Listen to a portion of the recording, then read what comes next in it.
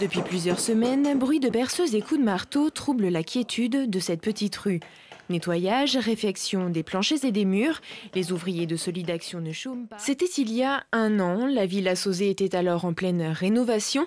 Depuis quelques semaines, perceuses et marteaux sont au placard, les chambres ont été aménagées, les sanitaires posés et les premiers pensionnaires comme Michael installés. Moi, ça faisait 7 ans que j'étais donc sans domicile fixe. Je dormais dans un garage. Actuellement, je dors dans une petite chambre avec un petit travail à côté qui sont là pour la réinsertion. Donc le travail se passe bien. Je me sens bien. Déclarés insalubres, les travaux de la maison ont donc été conséquents. Si l'État a octroyé des crédits dits d'humanisation, le Grésivaudan a quant à lui subventionné les travaux à hauteur de 30 000 €. Les planchers n'étaient pas assez portants, donc il a fallu renforcer les structures par des poutres métalliques.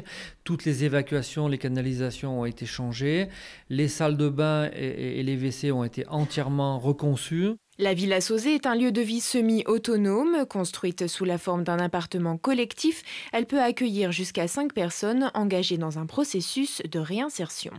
À Solidaction, on accueille des personnes de la rue qui ont beaucoup de difficultés. Donc, lorsqu'ils arrivent, ils sont accueillis au lieu de vie. Mais lorsqu'ils ont acquis plus d'autonomie, lorsqu'ils vont mieux, lorsqu'ils ont progressé, on tente l'hébergement plus autonome dans le village, à plusieurs, sans qu'il y ait la présence permanente d'un couple d'hôtes. Et donc, Sauzet, c'est se confronter un petit peu à l'autonomie. Au rez-de-chaussée, un couple d'hôtes est installé dans un appartement indépendant, des voisins bienveillants qui écoutent et conseillent les résidents. On est proche d'eux, on vit à côté d'eux finalement. On va aussi avoir ce rôle un peu rassurant auprès des résidents. Par exemple, en ce moment, on a une personne qui aime bien venir toquer à la porte le soir, boire le thé et voilà, raconter un petit peu sa journée, comment ça s'est passé, ses peurs, ses envies, etc. Mais pour Solidaction, le nouveau centre d'accueil n'est qu'un premier pas.